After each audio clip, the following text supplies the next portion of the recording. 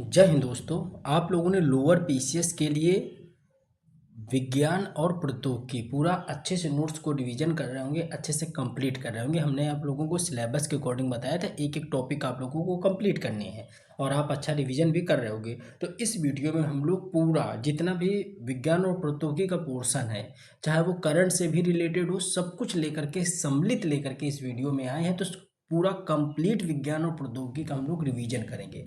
ऐसे 2-3 वीडियो में लगभग 4 से 400 क्वेश्चन 500 क्वेश्चन के बीच में आप लोगों को करा देंगे हर एक सब्जेक्ट में। तो इस वीडियो में आपको अच्छे से देखना है, जितना आपने पढ़ा है कुछ नए क्वेश्चन आपको मिलेंगे, ठीक है। तो उन क्वेश्चनों को आप अपनी बुकलेट में उसी जगह पे मेंशन कर लीजिएगा, क्योंकि कुछ करंट अफेयर के भी होंगे। एप्लीकेशन में करंट अफेयर भी अपडेट होगी, निश्चिंत रहिएगा, ठीक है। 1-2 दिन में करंट अफेयर अपडेट हो जाएगी। चलिए तो क्लास को शुरू करते हैं। जितने लोग चैनल पे नए हैं वो लोग चैनल को सब्सक्राइब करके बेल आइकन को प्रेस करके जरूर रख लीजिएगा। चलिए तो देखते हैं। सबसे पहला क्वेश्चन क्या है कि प्रथम वैज्ञानिक नीति संकल्प एसपीआर कब प्रस्तुत करी गई। तो आपने पढ़ा होगा कि हमने 4 वैज्ञानिक नीतियां बताई थी। उन चारों वैज्ञानिक नीतियों के कब किसने चालू करी, उसका क्या मुख्य उद्देश्य था, क्या फोकस था, क्या मुख्य बिंदु थी, सब कुछ डिस्कस किया था। तो ये वैज्ञानिक नीति कब चालू करी गई, तो आप तुरंत बताओगे सर 1958 में चालू करी गई थी, ठीक है। इसका निर्माण होमी जहांगीर बाबा जी के द्वारा किया गया था। तो कब चालू करी गई, 1958 में। और किसके द्वारा, तो होमी जहांगीर बाबा के द्वारा इसका निर्माण किया गया था। नेक्स्ट क्वेश्चन हम लोग देखते हैं। ये देखिए क्वेश्चन है कि भारत ने किस वर्ष तक अपना खुद का अंतरिक्ष स्टेशन यानी स्पेस स्टेशन स्थापित करने का लक्ष्य रखा है। बहुत अच्छा क्वेश्चन है। तो बताइए किस स्पेस टेक्नोलॉजी का ये क्वेश्चन है। तो कब तक कहा है कि हम अपना स्पेस स्टेशन स्थापित कर लेंगे। तो ये है टारगेट, ऑप्शन है 2032, 28, 30 या 35। तो कब तक, तो 2035 तक भारत अपना स्वयं का एक स्पेस सेंटर स्थापित कर लेगा। चलिए अगला क्वेश्चन देखते हैं। प्रौद्योगिक नीति वक्तव्य यानी टीपीएस 1983 की घोषणा किसने की थी। तो इसमें पूछ रहा है कि घोषणा किसने की थी। अभी हम लोग पहली वाली जो नीति थी उसके बारे में समझा, अब ये पूछ रहा है कि इसमें घोषणा किसने की थी। तो आपके पास जो ऑप्शन दिए गए हैं, राजीव गांधी, इंदिरा गांधी, नेहरू और मनमोहन सिंह। तो आप अच्छे से जान रहे होंगे कि हमने आपको 4 नीतियां बताई थी। एक आपने नीति पढ़ी होगी एसपीआर जो 1958 में आई, जो सबसे ऊपर वाली थी। फिर एक थी टीपीएस 1983 में आई। फिर आई एसटीपीआई 2003 में। फिर आई एसटीआईपी। देखो 4 मुख्य नीतियां थी। एक थी एसपीआर, ठीक। एसपीआर ये कब आई, तो 1958 में आई, जो सबसे पहली नीति थी। दूसरी नीति थी टीपीएस। टीपीएस ये नीति कब आई, 1983 में आई। तीसरी नीति हमारी कौन सी थी, तो एसटीपी ये कब आई, तो 2003 में आई। 2003 में आई। एक नीति थी एसटीआईपी, ये नीति कब आई, तो 2013 में आई। आई होप ये चीज़ें आप बिल्कुल अच्छे से समझ रहे होंगे। बिल्कुल इसी तरीके से आप लोगों को चीज़ें समझाने का हमने प्रयास किया था। तो इसमें पूछ रहा है कि जो हमारी तीसरी नीति, ये नीति थी टीपीएस नीति थी, जिसकी घोषणा 1983 में की गई थी। तो ये उस समय प्रधानमंत्री कौन थे या घोषणा किसने करी थी, कार्यकाल किसका था। तो उस समय इसकी जो घोषणा करी गई थी तो इंदिरा गांधी जी के द्वारा की गई थी। किसके द्वारा, इंदिरा गांधी जी के द्वारा की गई थी। चलिए अगला हम लोग देखते हैं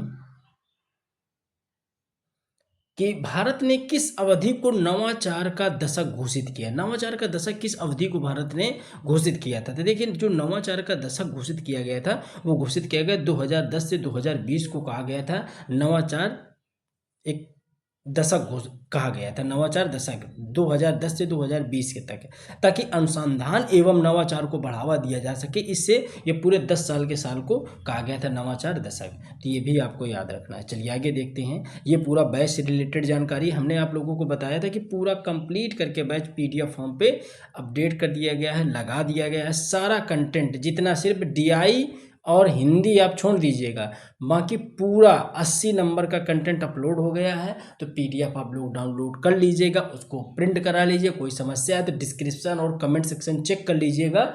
डेमो फाइल हमने लगा दी है, तो वहाँ से आप डेमो डाउनलोड कर लीजिएगा। ये कॉन्टैक्ट नंबर है, ये व्हाट्सअप नंबर है, तो इससे भी आप जानकारी ले लेंगे। आप इसमें मैसेज करेंगे, व्हाट्सअप करेंगे तो आपको जानकारी आ जाएगी, ठीक है। आपको जानकारी मिल जाएगी कि इस तरीके से कि आप इस बैच को बाई कर पाएंगे। पूरा नोट्स कंप्लीट बस आप प्रिंट आउट करिए और अच्छे से पढ़ना चालू कर दीजिए। तो ये बैच से रिलेटेड जानकारी है, पूरा कंटेंट 6 एग्जाम ओरिएंटेड लिखा। पहले आप डेमो नोट चेक करिए, डेमो नोट से चेक कर लीजिए, डेमो कमेंट सेक्शन और पिन सेक्शन में लगा दिया गया है, ठीक है। इसके बाद आप बैच को बाय करिएगा।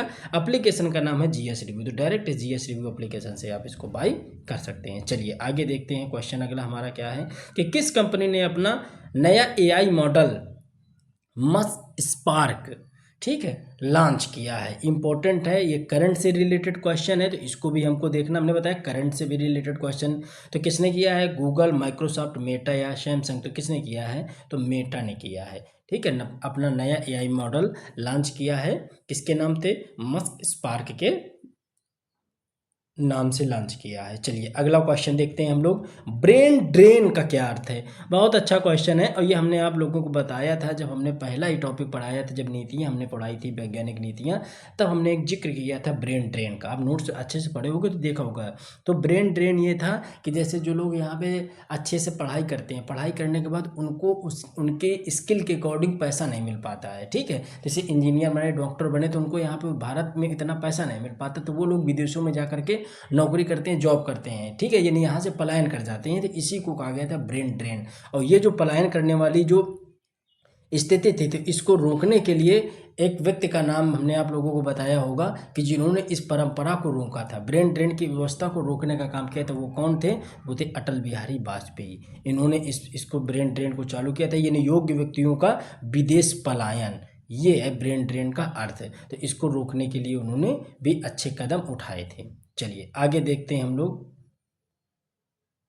भारत की पहली उन्नत 3D सेमीकंडक्टर पैकेजिंग इकाई कहाँ स्थापित की जा रही है? तो कहाँ स्थापित की जा रही है? तो भुवनेश्वर उड़ीसा में स्थापित की जा रही है। हमने बताया कुछ करंट के भी क्वेश्चन होंगे जो आपको अच्छे से क्वेश्चन मिलेंगे, ये तो ये भुवनेश्वर उड़ीसा में। अगला क्वेश्चन हम लोग देख लेते हैं।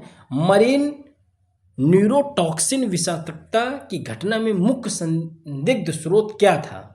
अब मुख्य संदिग्ध स्रोत क्या था? तो आपके पास जो ऑप्शन दिए गए हैं वो है दूषित पेयजल, दूध उत्पाद, सब्जियां, मछली के अंडे या कोई नहीं। तो क्या था? तो वो थे मछली के अंडे, ठीक है। मरीन न्यूरोटॉक्सिन विषाक्तता की घटना में मुख्य संदिग्ध स्रोत क्या था? तो मछली के अंडे थे। अगला क्वेश्चन हम लोग देखते हैं। WHO यानी कि विश्व स्वास्थ्य संगठन यानी कि वर्ल्ड हेल्थ ऑर्गेनाइजेशन के द्वारा किस वर्ष चेचक विश्व से पूर्ण उन्मूलन आधिकारिक रूप से घोषित किया गया था? ठीक है, तो किस वर्ष घोषित किया गया था? तो उसके लिए जो आपके पास ऑप्शन दिए गए हैं 1996, 45, 80 या 2005। तो ये WHO द्वारा बताया गया कि 1980 तक चेचक पूर्ण रूप से क्या हो गया था? चेचक खत्म हो गया था विश्व में, ये समझो कि 1980 में, ठीक है, चेचक मुक्त हो गया था। लेकिन भारत में जब चेचक की हम लोग बात करते हैं तो भारत में 1977, याद रखना 1977 में चेचक समाप्त हो गया था, लेकिन विश्व में 1980 में। तो ये आपको फैक्ट याद रखना है, ठीक है। चलिए आगे हम लोग देखते हैं।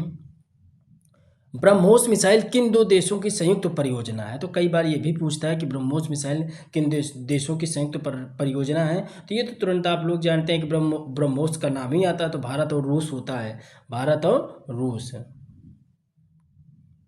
ठीक है, भारत और रूस की संयुक्त परियोजना है। चलिए अगला हम लोग देखते हैं। CSIR की स्थापना कब हुई? CSIR की स्थापना कब हुई थी? तो CSIR की स्थापना के लिए 1935, 1946, 1950 या 1942। तो आप सभी जानते हो CSIR का मतलब है कि वैज्ञानिक तथा औद्योगिक अनुसंधान परिषद।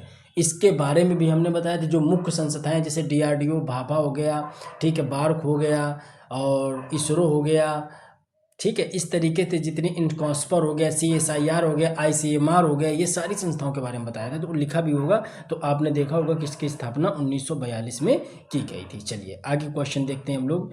भारत का पहला 2 नैनोमीटर सेमीकंडक्टर चिप किसने विकसित किया है?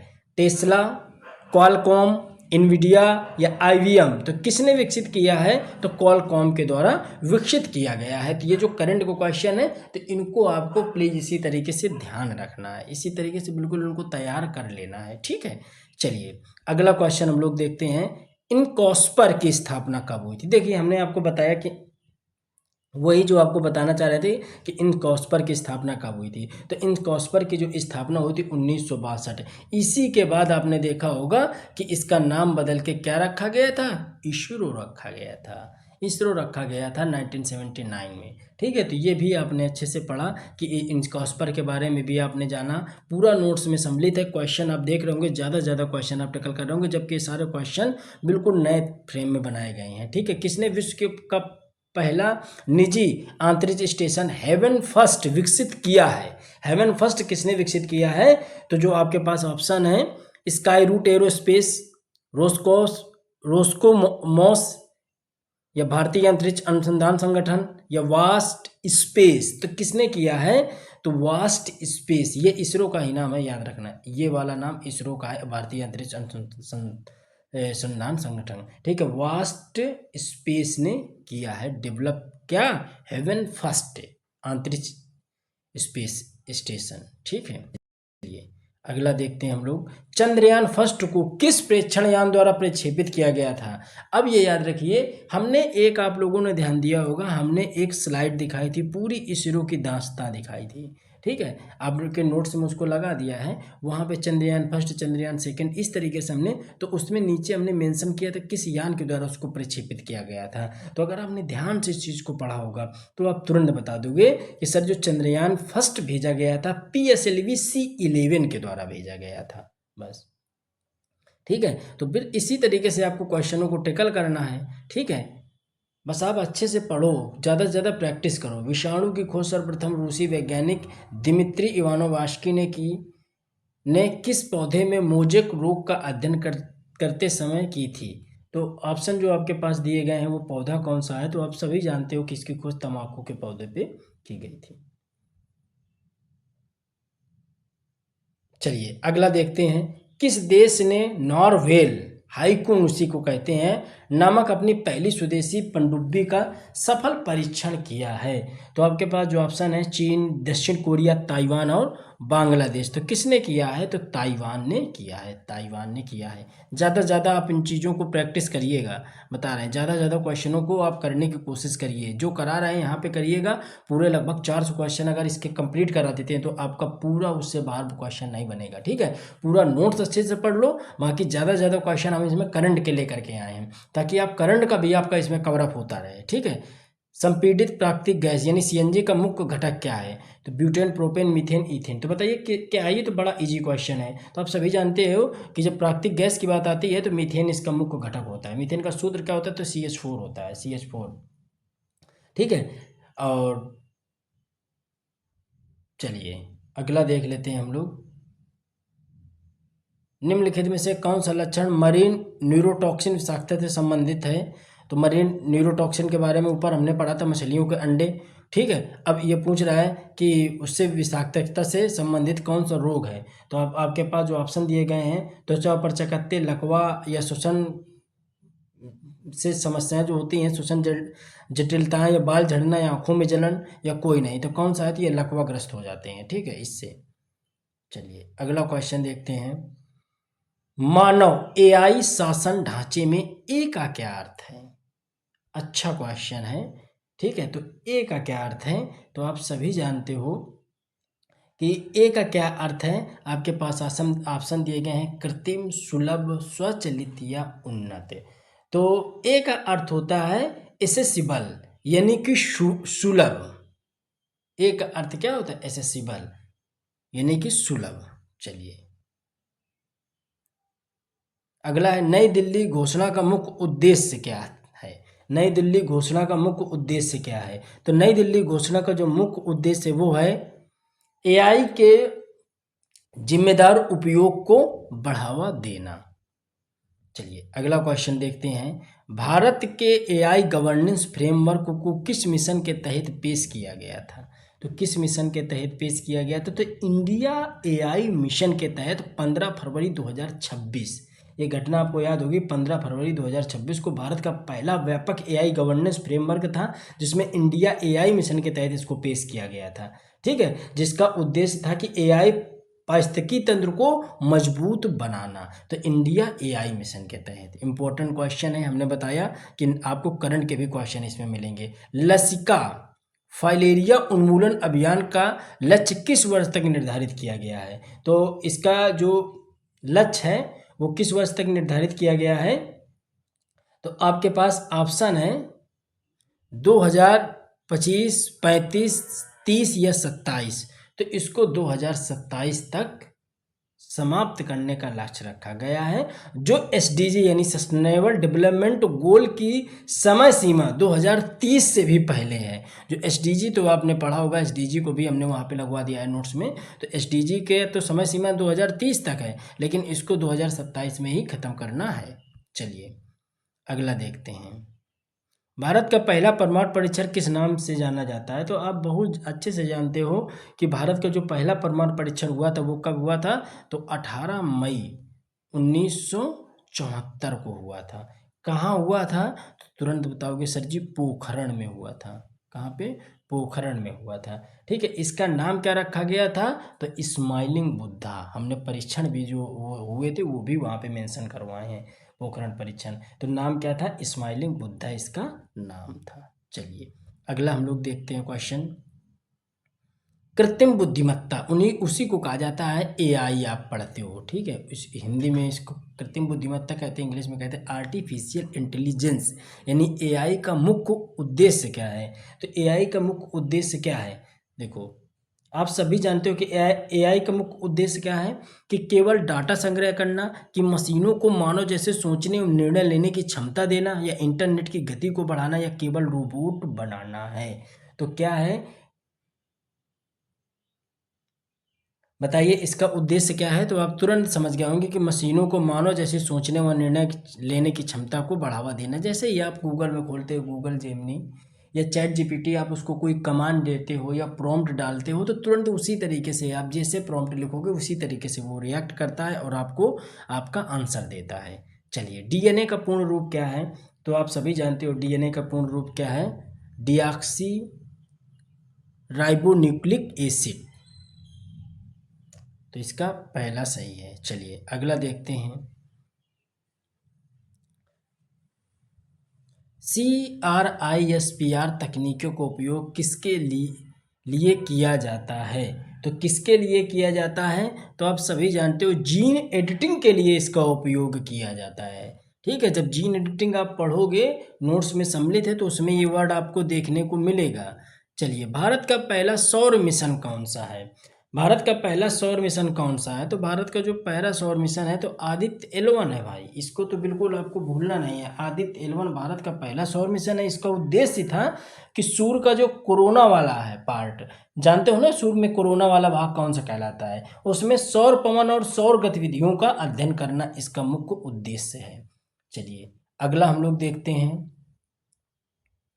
भारत का पहला पुनः प्रयोज्य प्रक्षेपण यान किस संस्था द्वारा विकसित किया जा रहा है?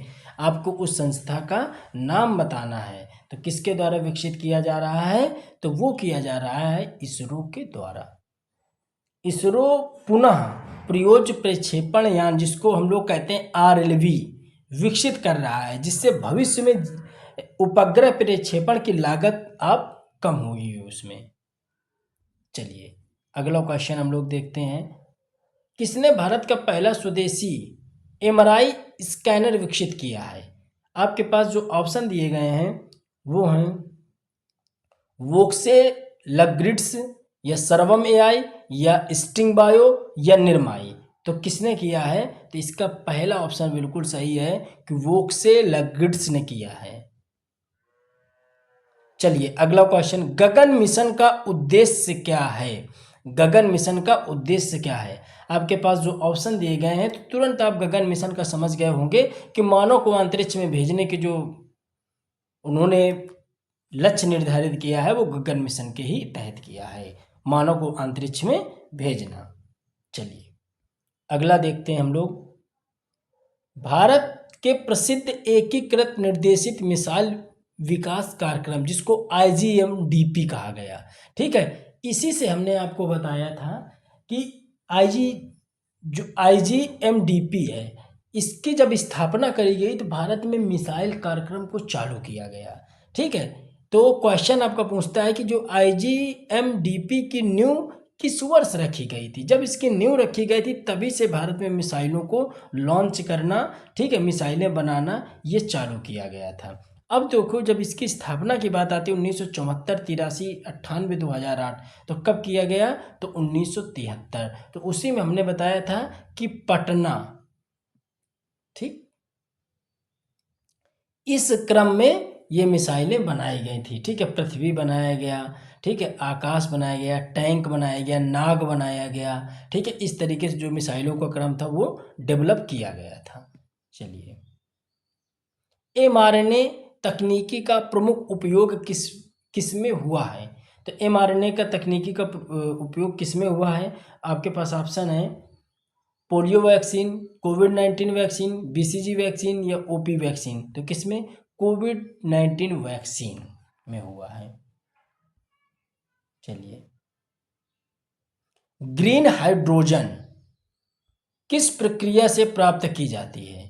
कोयले के गैसीकरण से, प्राकृतिक गैस या नवीनीकरण ऊर्जा द्वारा जल के विद्युत अपघटन से या पेट्रोलियम शोधन से। तो किससे की जाती है, तो ये की जाती है नवीनीकरण ऊर्जा द्वारा जल के विद्युत अपघटन से। तो इसका जो ऑप्शन सही है वो ऑप्शन बिल्कुल सी करेक्ट है। चलिए आगे हम लोग क्वेश्चन देखते हैं।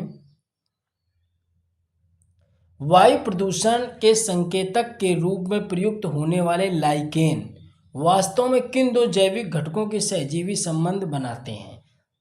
जीवाणु कवक, शैवाल कवक, शैवाल और जीवाणु, कवक और विषाणु। किसके बीच संबंध बनाते हैं, तो शैवाल और कवक, शैवाल और कवक, ये बिल्कुल सही है। लाइकेन आपने पढ़ा होगा, शैवाल और कवक। चलिए अगला क्वेश्चन है, AI में मशीन को अनुभव से सीखने की क्षमता क्या कहलाती है। मशीन से जो अनुभव की क्षमता, सीखने की क्षमता क्या कहलाती है। मशीन लर्निंग, मशीन लर्निंग, ये मशीन लर्निंग कहलाती है। अगला क्वेश्चन हम लोग देखते हैं, सितंबर 2025 में भारत और जापान ने किस चंद्र अन्वेषण मिशन के लिए समझौता पर हस्ताक्षर किए हैं। तो किसके लिए किए हैं, तो चंद्रयान 5 के लिए किया है। ये बात आप याद रखिएगा, चंद्रयान 5 के लिए भारत और जापान के बीच हस्ताक्षर हुए हैं। ठीक है, सितंबर 2025 में। चलिए, भारत का पहला एंटी ड्रोन बंदरगाह कौन सा बना है। तो एंटी ड्रोन बंदरगाह कौन सा बना है, बहुत इंपॉर्टेंट क्वेश्चन है। VO चिदम्बरम बंदरगाह तमिलनाडु, VO चिदम्बरम बंदरगाह तमिलनाडु बना है। भारत का पहला एंटी ड्रोन बंदरगाह बना है। चलिए अगला क्वेश्चन देखते हैं, IoT इंटरनेट ऑफ थिंग का तात्पर्य क्या है। तो इंटरनेट ऑफ थिंग का तात्पर्य है इंटरनेट से जुड़े स्मार्ट उपकरणों का नेटवर्क है, ये IoT। ठीक है, ये आप याद रखिएगा। चलिए अगला क्वेश्चन देखते हैं हम लोग, सर्वोच्च न्यायालय से सूचना प्रौद्योगिकी अधिनियम 2000 यानी IT एक्ट 2000 के किस विशिष्ट धारा को अभिव्यक्ति की स्वतंत्रता को हनन मानते हुए पूर्णतया निरस्त कर दिया गया था। धारा 66 का A, धारा 69 का A, 79 या धारा 43। तो किसको मान के किसको मान के पूरा निरस्त कर दिया गया था, तो ये किया गया था, आपको याद होगा श्रेयस सिंघल का केस, तो उसी केस के तहत किया गया था ये धारा 66 का A, धारा 66A। चलिए अगला है, DRDO की स्थापना कब की गई। तो DRDO की स्थापना कब की गई, तो DRDO की स्थापना आप तुरंत बता दोगे कि सन 1958 में DRDO की स्थापना की गई। चलिए अगला क्वेश्चन हम लोग देखते हैं, जैव प्रौद्योगिकी के किस रंग आधारित वर्गीकरण में जैव आतंकवाद और जैव हथियार, क्या जैव आतंकवाद और जैव हथियार को किस रंग से के तहत रखा गया है, मतलब इनको रंगों पे डिवाइड किया गया है। जैसे आपने देखा होगा कि ये जो जैव आतंकवाद और जैव हथियार हैं इसको किस पे रखा गया है, तो इसको काले रंग पे रखा गया है। और पीला रंग किसके लिए है, तो पीला रंग है फूड प्रोडक्शन के लिए। ठीक है, किसके लिए, पूरा फूड प्रोडक्शन के लिए। और लाल रंग किसके लिए है, तो लाल रंग मेडिसिन के लिए है, लाल रंग मेडिसिन के लिए है। तो ये बात आप याद रख सकते हो, लाल रंग किसके लिए है, मेडिसिन के लिए है। चलिए आगे हम लोग देखते हैं, टैक्स फाइल करने की प्रक्रिया को आसान बनाने के लिए आयकर विभाग ने किस नाम से एक नया प्लेटफॉर्म लॉन्च कर दिया है? तो किस नाम से लॉन्च किया है? तो कर साथी के नाम से लॉन्च किया, ये आप समझ गए होंगे। ठीक है, ये इनकम टैक्स डिपार्टमेंट का है।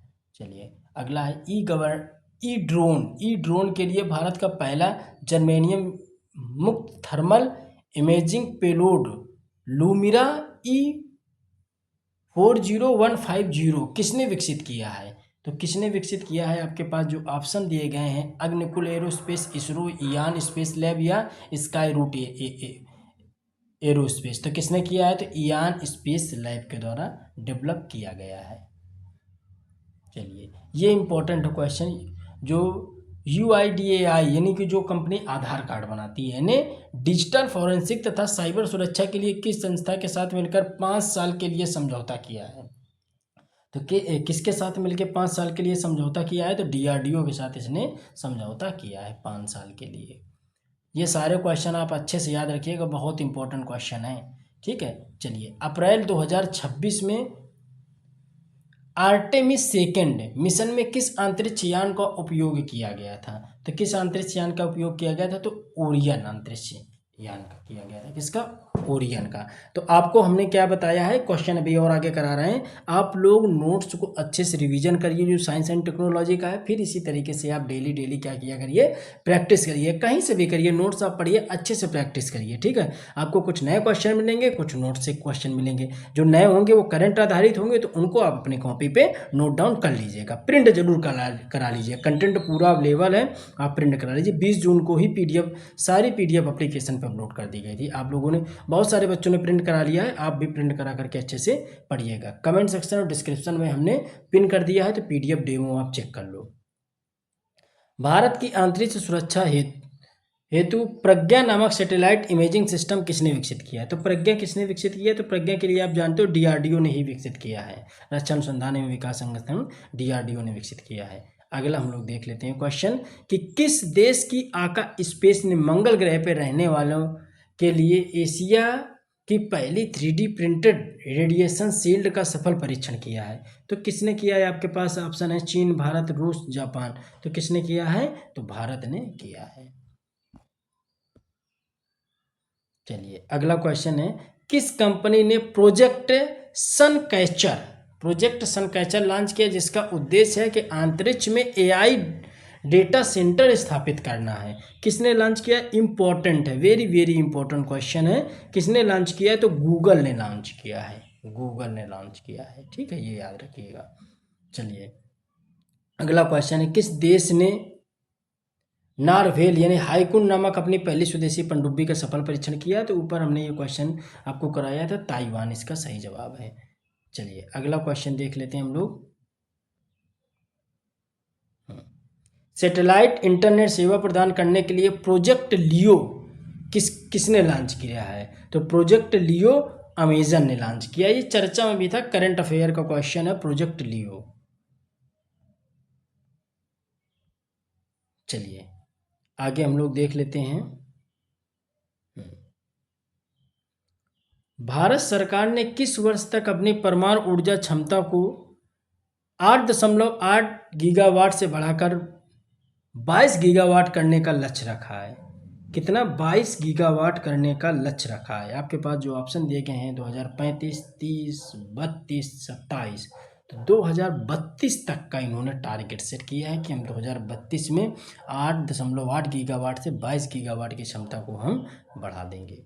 चलिए अगला क्वेश्चन देख लेते हैं। भारत ने किस शहर में 38 वर्षीय महिला भारत के किस शहर में एक 38 वर्षीय महिला में दुनिया का सबसे दुर्लभ रक्त समूह CRIB खोजा गया? इंपॉर्टेंट क्वेश्चन है साइंस एंड टेक्नोलॉजी के क्षेत्र में। ठीक है, तो ये किस में खोजा गया? ये बेंगलुरु की रहने वाली महिला है। ठीक है, चलिए अगला क्वेश्चन देख लेते हैं कि चलिए क्वेश्चन हमारा, भारत का पहला आई स्टेम उत्प्रेरक केंद्र कौन बना रहा है? तो NIT कालीकट बना रहा है। ठीक, चलिए अगला क्वेश्चन है कि 2025 में भारत के पहले ड्रोन एआई आधारित कृत्रिम वर्षा का उपयोग किस शहर में किया गया? श्रीनगर, हैदराबाद, जयपुर या फिर चेन्नई? तो जयपुर में किया गया। इंपॉर्टेंट क्वेश्चन ये भी है। ड्रोन एआई की मदद से पहली कृत्रिम वर्षा कराई गई थी जयपुर में। चलिए अगला क्वेश्चन है कि भारत ने किस संस्थान को संयुक्त राष्ट्र एआई उत्कृष्ट केंद्र के रूप में नामित किया है? तो आपके पास जो ऑप्शन दिए गए हैं, IIT Madras, IIT Kanpur, IIT Ropar, Dharwad, तो किसको दिया गया है? तो आईआईटी मद्रास को। वेरी वेरी इंपॉर्टेंट है। तो ये जो आपने देखे लगभग 50-60 क्वेश्चन के समथिंग देखिए, ये सारे क्वेश्चन इंपॉर्टेंट थे। आई होप आप अच्छे से समझ भी गए होंगे। तो इन क्वेश्चनों को बेहतर ढंग से आप देख लीजिएगा, ठीक है। पूरे अच्छे से इन क्वेश्चनों को एक बार रिवाइज जरूर कर लीजिएगा। सारे क्वेश्चन आप देखेंगे, करंट को छोड़ करके सारे क्वेश्चन आपके नोट्स से ही अवेलेबल होंगे। तो आई होप आपके चीज़ें समझ में आई होंगी, आपको अच्छा लगा होगा इन चीज़ों को करके।